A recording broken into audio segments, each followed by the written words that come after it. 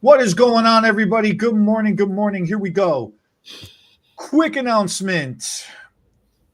For May 19th, we are having a full day of continuing education hours, a 7-hour continuing education day where you could get half your hours in one day. We're doing it live in Downers Grove, Illinois. There are 3 tickets left, and then we're going to be sold out. What? So at the pace it's been going, we're probably gonna sell out today. So go to HEBbeauty.com, see if there's a spot left. If there isn't, reach out to us. We already have a waiting list started for a third date. We are negotiating. We're almost done negotiating that for June potentially. So we're just trying to make a final decision. Give us a call. Let us know if you're interested, and we will let you know as soon as possible what we get worked out. So with that said, good morning, John. How are you, buddy? Eddie, how are you? Wow, I did not know that we were that far ahead of the game with the second class. That's awesome. That's so awesome. That kind of pumps me up a little bit. Just looking at the numbers over the weekend, it was rough.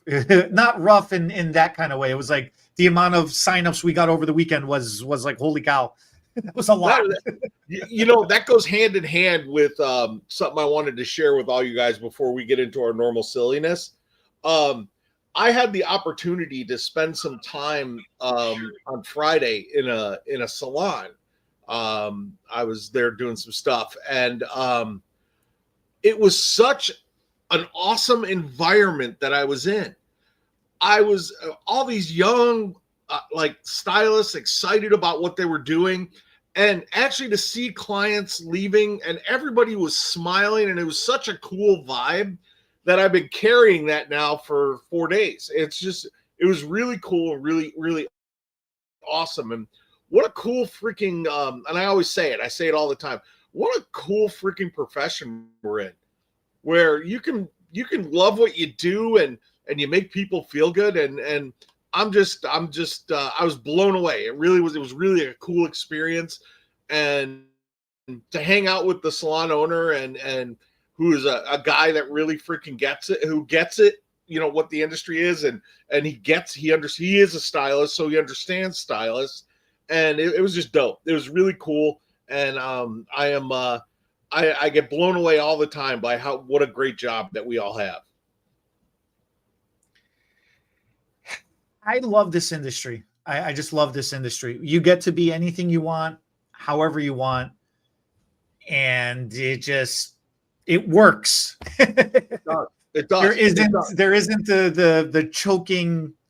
I don't know how to describe it. Some people are just not built for office space.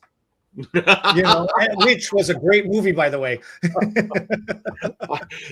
Before I got into hair, I lived office space. When I first saw that movie, I worked at a very large company. I was in their marketing department, and they brought in the consultants, and it was, I felt like I was dying a little bit every day personally, but they came in, they interviewed all of us, and it was, and I still remember them putting up the banner in the office about CQIP, continuous quality improvement, and then eventually they ended up laying off my whole department. So that was, for me, I was happy. I was smiling as I was walking down the. No. See, it's a long and convoluted quality improvement. You're fired. Yeah, a month later, 30 days later, they started handing out pink slips. It was for me, it was awesome because I hated it, but I couldn't quit it because my father got me the job, and I would have never heard the end of it if I quit it. Old school Italian. You're making money, shut up and just go with the program. But that was really the entrance to me entering this business was, I walked around for a while. I did some jobs here, jobs there, and I just didn't know what I was going to be. And then I was sitting waiting to get my hair done one day, and I went, wait a minute, I could do this.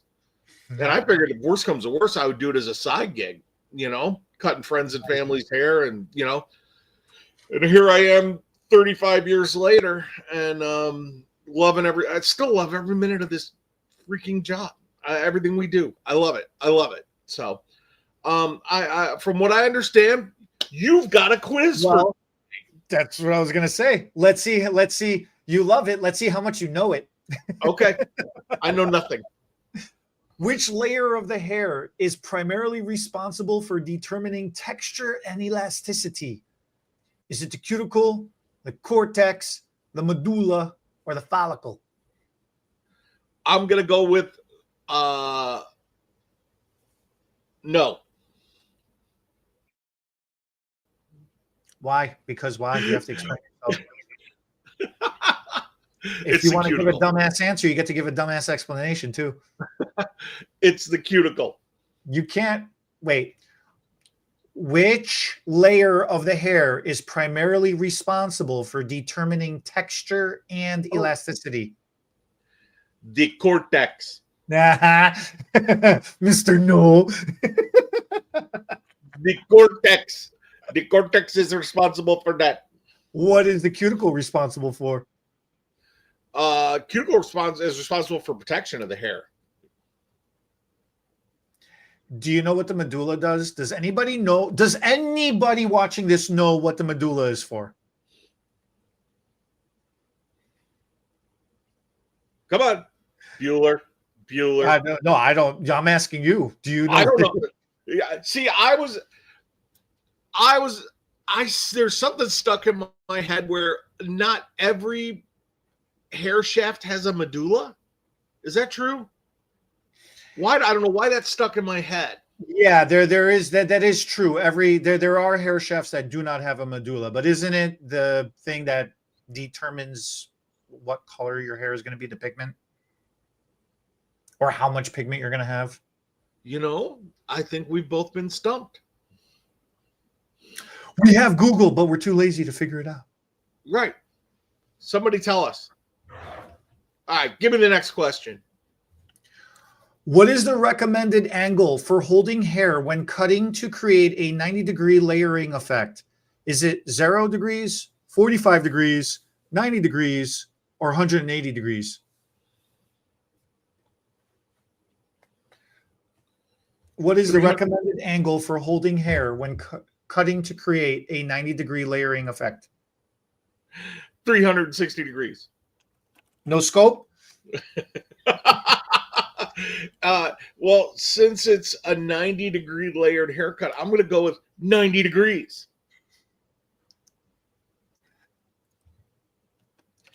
Survey That says. is correct. You know, that was a beauty school. What do you call it? That's a state board question. Yeah. Okay. Works for me. I want to do a 180-degree haircut. You want to do 180? Dude, have you done those? 180. Of course you've done those. That's the whole butterfly haircut. Which ingredient is most often used in salon quality keratin smoothing treatments? Is it ammonium thioglycolate? Is it glycolic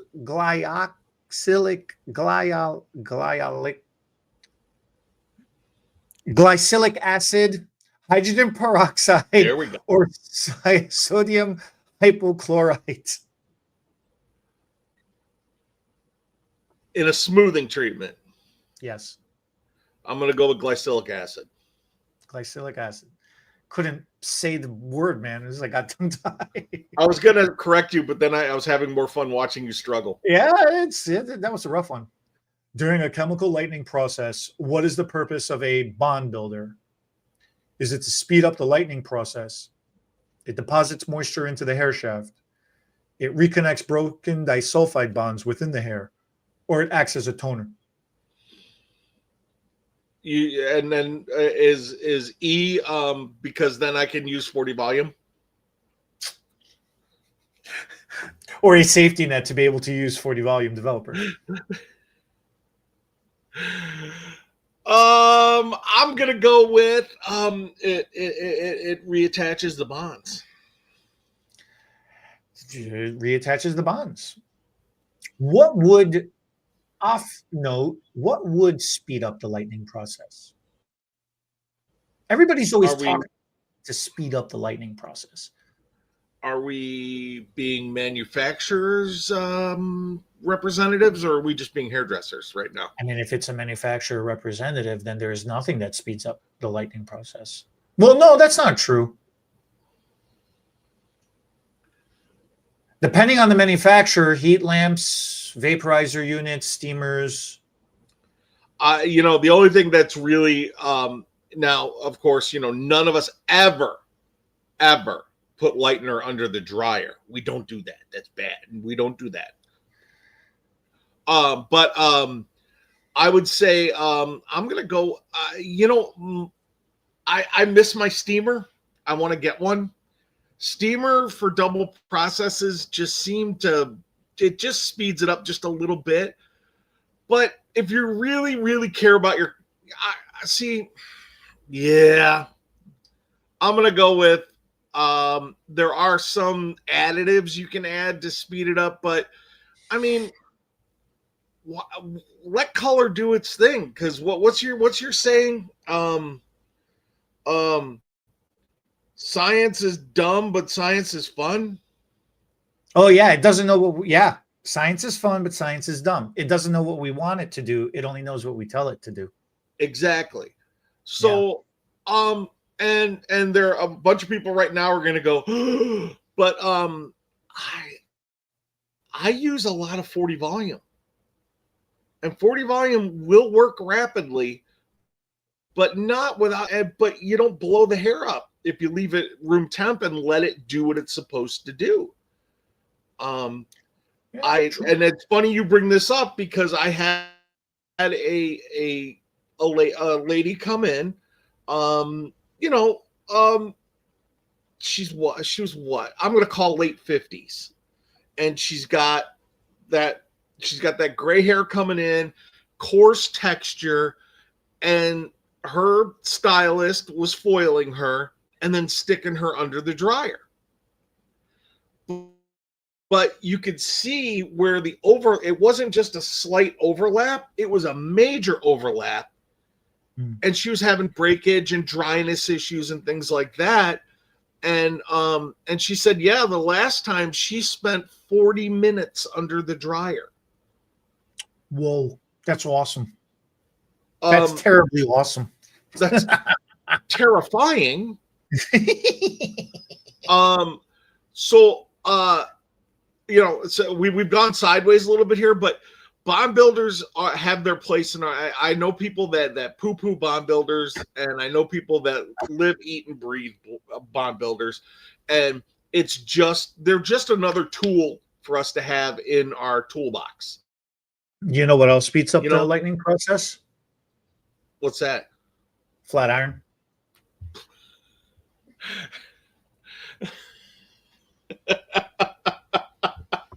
I seem to remember us trying this theory of yours.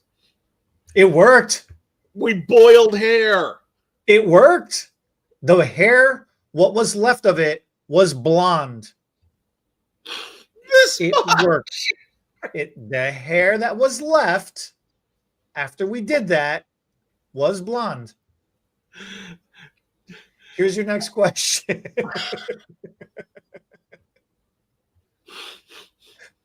What porosity level is most likely to over-absorb color and fade quickly? Is it low, medium, high, or all porosity levels react the same? I'm going to go with high. Will that resist a flat iron better? I don't know. No, I don't think it will. I think that the flat iron technique is more for low porosity. Man, you're just batting 1,000 over here, huh? When using a round brush for a blowout, which technique helps create maximum volume at the root? Is it wrapping the hair tight around the brush and letting it cool? Is it directing airflow down the hair shaft? Is it lifting the section straight up at a 90 degree while drying? Or is it using a flat brush before the round brush? I'm going to go with 90 degrees. 90 degrees off scalp, full maximum volume. Or you can over direct. Yeah, you could over direct too. That works too. So yeah. All right. Yeah. That's sir, you are just a master stylist. You just know what's up. Am I a master stylist? There's nothing else I could teach you. There's nothing you can teach me except other But that's how a quiz is done. That's what I could teach you. No, that's not how a quiz is done. These are fun questions. Okay. Wait till I take this back over. Nah, I'm having fun with this one. For a while. Yeah, you'll get bored with it. That's okay. So I got a subject that it's a pet peeve of mine, and I know it's kind of a pet peeve of yours. And let's talk about it. Is we are now entering into spring, so it is keratin smoothing season. I'm ready. Okay. The busy bus is going to pull up. That's right. And all of our keratin smoothings are going to want to get in because it's springtime. Yeah. I almost said a word that would probably get us in trouble on YouTube. So, guys, I don't even know how to say this. I'm just going to say it outright. Are we freaking stupid? Smoothing treatments should be year round. Okay? Year and especially year round. There's no humidity in the winter. Why would you need a smoothing treatment in the winter? Oh, because everywhere you go, heat is on, the air is dry, and your hair is going to start seeking that moisture? Maybe. Nah, it lays nice and flat in the winter. Does it? Does it? Well, except for when I flat iron it, then I have a lot of flyaway. When you're processing color with flat iron? When you're processing your highlights with flat iron? Okay, that works. That works. But why? Why are we obsessed with seasons? There's no keratin smoothing season. It doesn't matter. If you live down where Bernard lives in Louisiana, where the air is so thick you have to cut it with a knife, and you have wavy curly hair, what do you think that hair? What does that hair do in all that humidity? I mean, it's so over that one is over moistured. Okay, but still, then you need a smoothing treatment. You still need to protect it. It's interesting because because we're in the Midwest, this really is an argued issue. Like in the East Coast, in the southern states, even on the southern West Coast, this is not an issue. This is like a matter of fact thing. So it's interesting how this is such a regional specific issue that is so heavily contested. You know, that people believe that the only time to get a keratin smoothing treatment is to just do it when it starts getting hot outside, when the humidity starts picking up. I say shenanigans. It is. Well, okay, so if you think about it, but if you get it twice a year, because they last 6 months, don't they last 6 months? Yeah, okay. I think that's where the problem really came up is these treatments started getting really out of control. And now, you know, everybody's advertising that they last so long, you know. I think that when you get somebody who has to think about doing something 6 months from now, you can't even get somebody to think about what they're going to do for dinner tonight. How are you going to get somebody to think about what they're going to do half a year from now? As their hair professional, shouldn't you be setting up a program for them anyway? Shouldn't you be reminding them when they come to see you, hey, we did your smoothing treatment, 6 weeks ago. We should probably book your next one in 6 weeks. Because, right? Every 3 months? Every 3 months, you should. Yeah. Yeah. So wouldn't you just go, hey, and just plant the seed. And they'll go, no, let's wait. But you've planted the seed. And the next time you see them, see, this is why I am a freak about notes on my clients. You get so worked up about this. Huh? What? You get so worked up about this. I make notes. I want to know. I make notes about what I've done, what they do, because early on, I would have someone sit in my chair, besides, the color formula, but they'd sit in my chair and go, oh, I love what you did with my hair last time. Do it again. And I would go, okay. And so I just make a quick note about what I did, maybe something out of the ordinary that I did, make notes about the treatments in their hair, their conditioning treatments. It's like I always say, if you work for someone, let's say you're in a big salon, a medium salon, even a small salon, but that 6 to 8 square feet is your personal business. So why would you not make notes? Why would you not keep what you're doing for them? Is my question. And it's not just hurry up, get them out so I can run out back or go look at Facebook on my phone in the back room.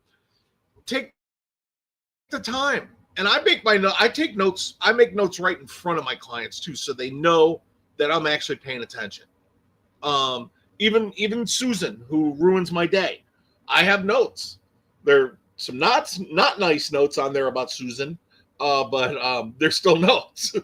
But the point being is that with the smoothing treatment, with any treatment, you got to know when you did it last time, because you're gonna get your ones that go, hey, am I ready for that treatment again?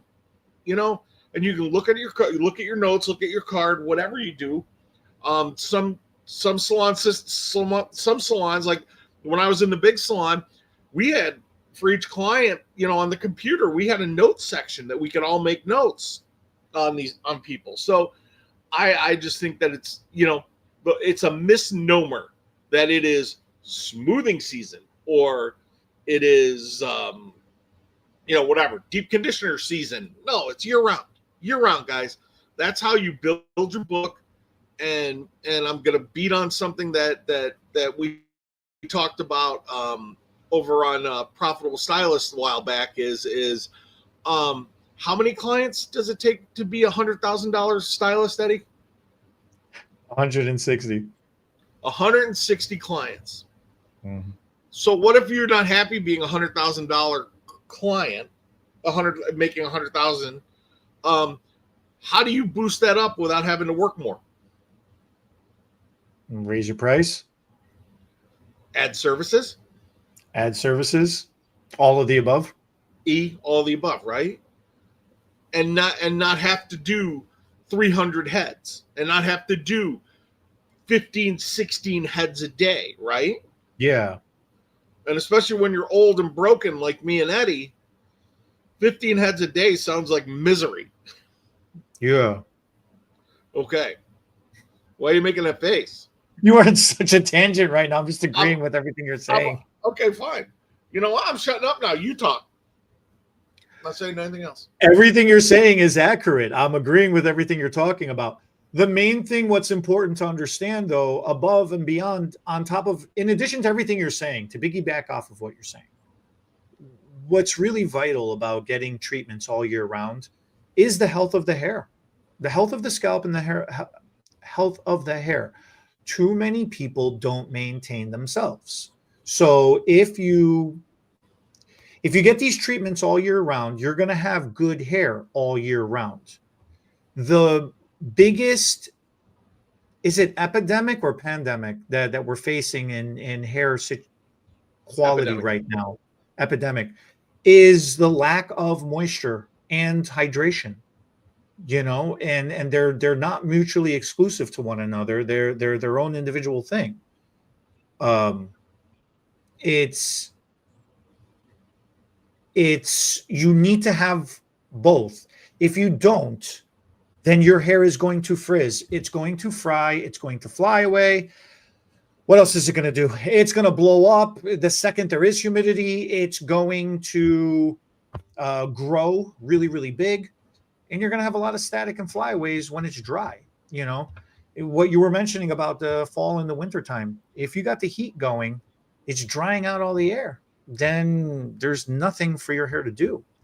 In the summertime, it's, how do you call it? It's a cause and effect. You know, if you don't have the proper moisture levels already built in your hair, that's why your hair blows up with moisture and humidity in the air. So that's the importance. That's why you should be getting treatments all year round. Plus, especially now with the styles that is more about volume and movement more than anything else, you know, you can't just rely on like last season where it was either the curls or stick straight. So with the curls, you had to put a lot of product in to get those curls to hold. You were kind of masking and band-aiding the problem. You couldn't see it as bad. With the stick straight, it was the same thing because you were just flat ironing. You were forcing and compressing all the hair straight, so it didn't really matter. It kind of masked the problem. But this season, with it being more freedom flowing and movement, if you don't have good hair, it's going to show up and it's going to be a big, big, big problem. And if you're lacking that much moisture in your hair, your scalp is pretty messed up too. And that's what a lot of people don't realize is if your hair is not growing in strong to begin with, then whatever you're doing to the rest of it, you're just fighting a war of attrition because eventually you're going to lose. Like it's just, everything is going to start failing, you know? And I think scalp health matters the most. And I don't think enough people truly appreciate or understand how to maintain their scalp properly. And that's just one of those things where a lot of people, you know, like I've been having a weird conversation with people. I'm like, how much time do you spend in the shower? And what are you actually doing? And it's such a loaded question because I've been getting answers and responses that I wasn't ready for or I didn't want to necessarily hear. But it generally comes to, I like to spend a lot of time in the shower or I don't. And if you don't like to spend a lot of time in the shower, bad news for you, man. You need at least 5 minutes. You know, just your scalp alone, the manipulations and the things that you need to do your scalp to get the good blood flow going and stuff like that. You should be giving yourself a scalp massage. You should be putting treatment in your hair. You should be doing some kind of cleansing, some kind of detoxifying, and you should be doing some level of conditioning. It should take about 5 minutes. Okay. Seems like a long time, especially if you just like to jump in, wash your body, wash your hair, wash your face, and get out. So that's one struggle. The other flip side to that is some people that like to spend a lot of time in the shower, some people just like to stand under the water and do absolutely nothing. They just want to stand in the water and let them hit them.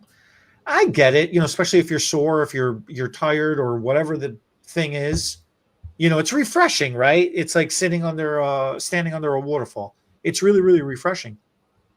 But if you're willing to spend that much time, then make it worth your while. Be productive, be efficient, you know, and treat your scalp first. And then since you like spending that time in there, then just set a timer. Now you have a reason for actually being in there. Rather than everybody yelling at you to get out of there, you actually have a reason for being in there. It's like excusing yourself, you know? So it's cool. That's my take on it. So what do you recommend for, let's just start with detoxing your scalp? Obviously, it depends on the condition of your skin. But, I mean, you could start with the simple clarifying shampoo. First of all, it all starts with how often are you even washing your hair? If you're only washing your hair once a week, then you need to clarify every single time. In my opinion, you need to clarify every single time. Right. If you're washing your hair twice a week, I think depends on if you're getting buildup. If you're starting to see that you're getting buildup, then then one of those 2 times need to be a clarifying, you know? In addition to that, though, you should get like one of those massage scrubs, or you should just be really going in and giving yourself some kind of a good scrub down. The pads of your fingers. Don't go in with your nails and dig in there. Right. Right. Yeah. That's what I tell my clients all the time. Yeah. When you shampoo, use the pads of your fingers. Don't use your nails. And then also, you know, I retail a bunch of even just the Zenogen hair that scrubber that they make. Oh, that scrubber. Yeah. That scalp it's got like the little rubber finger, like rubberish fingers on it. Yeah. And it's great. It's great. I'm a cheap date. I mean, I rub my head anytime you want. It doesn't matter. You know, I'm constantly doing that to my wife. I'm like, give me a head rub. And she's like, but that manipulator works really well. Not only does it, but then you are actually helping break up, build up, sebum, all those things that could lead to issues. You're helping break up and cleanse the scalp. And, you know, the scalp is basically the soil that your hair grows in, right? I mean, if you're going to put it into basic terms, and a healthy scalp leads to healthier things going on with your hair.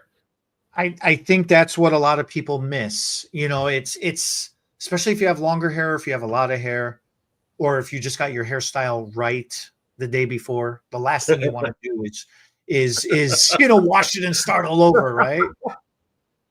But that's how it goes. I mean, that's really the thing.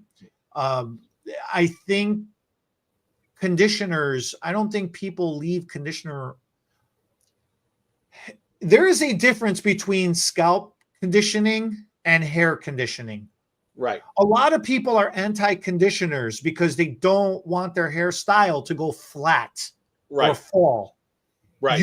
That means that's a sure tell sign that you are using hair conditioner and you're massaging that onto your scalp, which then I agree that is way too heavy. The reason why that's way too heavy is because the hair closest to your scalp is the healthiest hair that you have.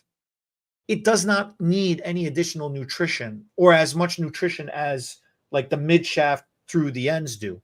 So if you're rubbing hair conditioner on your scalp, then yeah, it's weighing it down. It is getting heavy because you're building up additional nutrition more than what you need. Mm-hmm. So you need things that are specific to the scalp. You need serums, you need ointments. You know, there are specific things that you can do. Since you mentioned Zenogen earlier, Zenogen has a scalp serum that actually is the easiest thing to do because you could use that daily. You could actually even bypass showering. If you wash your hair every other day or every second day or every third day or whatever it is, you only wash your hair a couple of times a week, you can actually put the serum on your scalp every day. Do you understand there's a distinction between serum and oil? Yes, I do. But you know, what's your version of it? Serum is not as first off if we're talking about Zenogen, first off, the serum is not heavy at all like true hair oils or scalp oils. Number one. Number two, the serum actually has an applicator where you can pinpoint where you put it and then manipulate it in through the scalp. I like the hair serum, especially I use the hair serum for some of my clients that have maybe some problem spots. And I know you and I are big, we've been talking a lot lately about, you know, our clients that are on some of these weight loss shots where it's getting very fine or very sparse in the hairline. So I direct them to use the serum, especially there, and really massage it in to get those follicles healthy because they're not getting all these essential fatty acids that they need. Right now, but going back to the oil for a second, because I think it's important to make that distinction. There are a lot of people that don't like using oils because they feel like it gets too heavy or too greasy or it builds up too much, and then they automatically put serum in the same category. A serum absorbs. An oil sits topically. A serum absorbs. There's a huge difference between the two. Well, the molecular weight of them, too, is huge. You know, it's a big difference. Big difference. I remember when argan oil became very huge, very big in our industry, and having clients come in with just the buildup on their scalp because they were overusing it. Because as humans, a little is good and a whole bunch is gooder, right? And I still remember. I mean, we were moving argan oil like we were importing it. And I would have clients come back in just a few weeks going, "Oh, I need another bottle." What are you cooking with it? But that was my fault, partially my fault, because I didn't show them how to use it. I just used it in their hair and handed them the bottle. And that was, once again, that was on me because not educating my clients. And I learned because then you got to do a clarifying treatment, get that buildup off, because you want to make sure that you have the best possible canvas for whatever you're planning to do with the hair. But with serums, the true serums, and there's a bunch of different serums out there. My favorite happens to be the Xenogen. You're right. It absorbs into the scalp. It's not leaving a massive, heavy residue. Yes, you are correct. I think that's the biggest distinction that I wanted to point out, because that's the first thing I hear is, I got to put something on my scalp. I don't want it to weigh it down.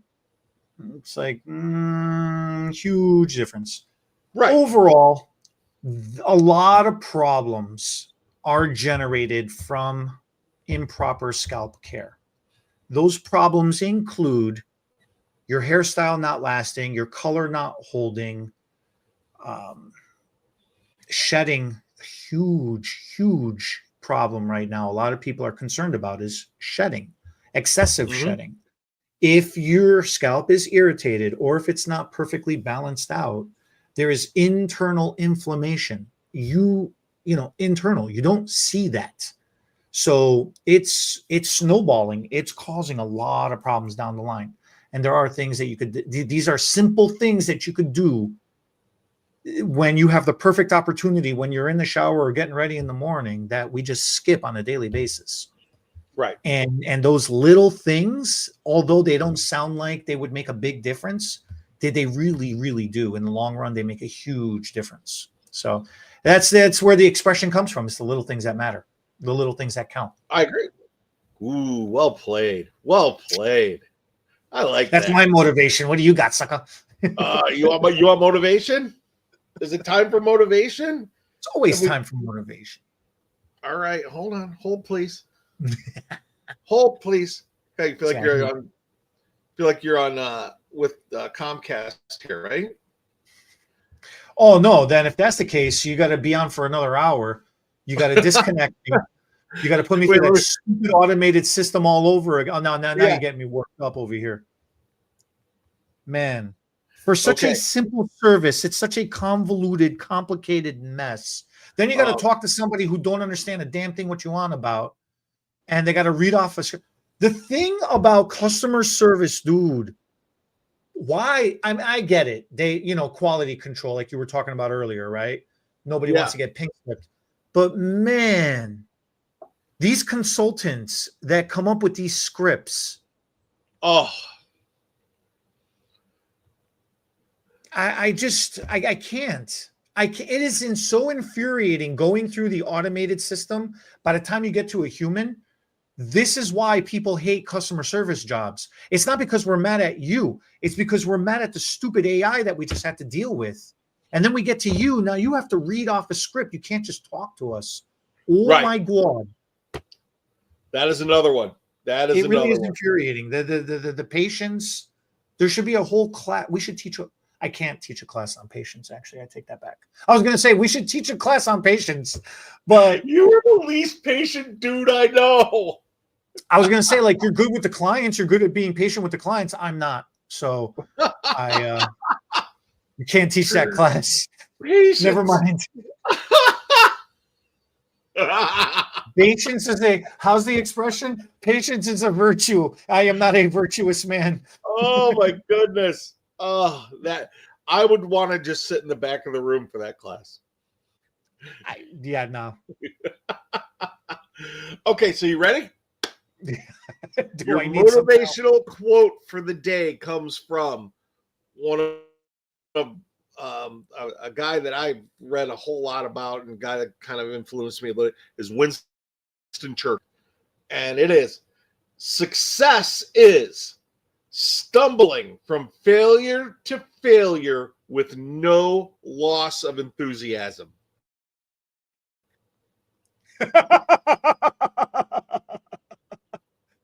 Another Tuesday.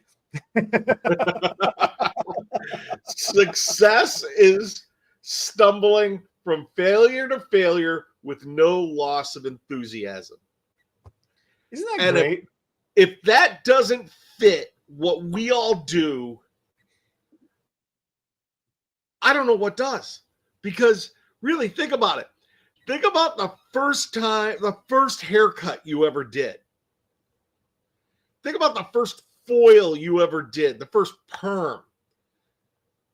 It was like the Baton Death March, right? I mean, you were just like, oh my God. I remember my first haircut. The first haircut I ever did on a real human, not family.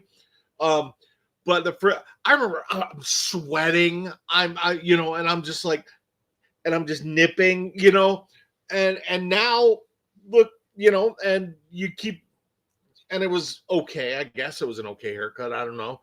But then, I kept at it, and the more, and, staying enthusiastic about it. Now there isn't much that I can't do. Foiling. I mean, I remember the first foil I did was 2 hours. It was 2 hours. This poor woman. And now, I'm cranking foils out inside of an hour. And I stay, you stay positive, you stay focused, and you stay enthusiastic. And there have been failures. There have been massive failures. In fact, next week, we're going to be talking about failures behind the chair. Oh, baby. But so, yeah. So success is stumbling from failure to failure without a loss of enthusiasm. How do you feel about that? You're making me think of my hair extension class that I teach. Any hair extension class that I teach, it's hilarious because it always gets pointed out to me that anytime somebody makes a mistake, I am so happy. I get so excited when somebody goofs something because that learning opportunity right there. In real time, we could show you, oh, look, this is what happened. This is why it happened. This is how we could prevent it from happening. This is how we could fix it moving forward. It's awesome. It's really, really awesome. It's a lot of fun. That's fantastic. I'm having like a lot of memories now too. Yeah. First time I seen hair getting chopped, I thought it was so cool. It was on stage. The hairdresser on stage was throwing the hair all over the place, like all around. The model was so happy. I didn't realize this was like a staged thing and everybody was in on it. I get to the salon and I go to chop hair and I'm like, I have no idea what to do. I don't know how to do this. It's like, oh, do you just grab the hair like he did and you just chop? And it's like, first of all, I had a big ponytail in my hand and the shear wouldn't cut through in one slice like it did on stage. I didn't realize the hair was already pre-prepped and he was just holding the ponytail. So I go to chop in, it's not. So I'm sitting there and like cutting through it. You can only imagine how layered and jagged that looked. Yeah, the hair falls down. It looks nothing like the picture. It looks nothing. Right. I don't understand. Right. I'm so confused. I want to chop hair. You fast forward to now, every time you see me, anytime somebody says, I want to chop a lot of hair, but I'm nervous. And I'm like, what? I'll do it. I'll do it. I had just along those lines, I had a woman on Saturday, a new client. She contacted me, you do so-and-so's hair. Do you have time for a haircut Saturday? I'm like, sure, come on in. And I had no clue, really nice lady. She was great. She gets her hair cut twice a year. Ooh. One blunt cut. She's blunt cut. She wants a collarbone length. And she goes, yeah, so she goes, at a minimum 4 inches. And I went, okay. And I have that tape measure for that I use for hair extensions too. And I always whip it out when they say that, and I go, well, this is 4 inches. And she goes, oh yeah, we probably want to do 5. And I went, okay. And by the time we were done, I had this mound of hair, around the chair, and I was like giddy. Now, if you reverse time back 35 years ago, I would have been losing crap in a brick about that. I would have been like, no, let's just do an inch. I mean, it's the same thing. It's exactly to that point of, as you stay enthusiastic about things, it becomes easier and you do more and more and more. So I think that's a good motivational quote for the day. I want to thank everybody who supports us, everybody who follows us, and everybody who kind of is behind the scenes for all the silliness that you and I do on a weekly and daily basis. We're going to be back next week. Go to htbbeauty.com. There are a couple of tickets left for the hours event on May 19th. And then we are starting a list for possibly a third class. So if you are interested, call the office. Eddie, what's that number? What's that number? 847-741-5000. Give the office, tell them you're interested in the third hours class, and we'll be back here next week, next Tuesday. Thanks, guys. We greatly appreciate all of you.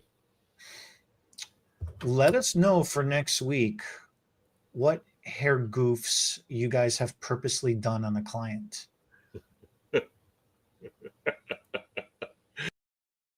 The SFTB podcast was not recorded in front of a live studio audience, so thanks for joining us for today's episode. If our hair topics made you smile, give us a thumbs up.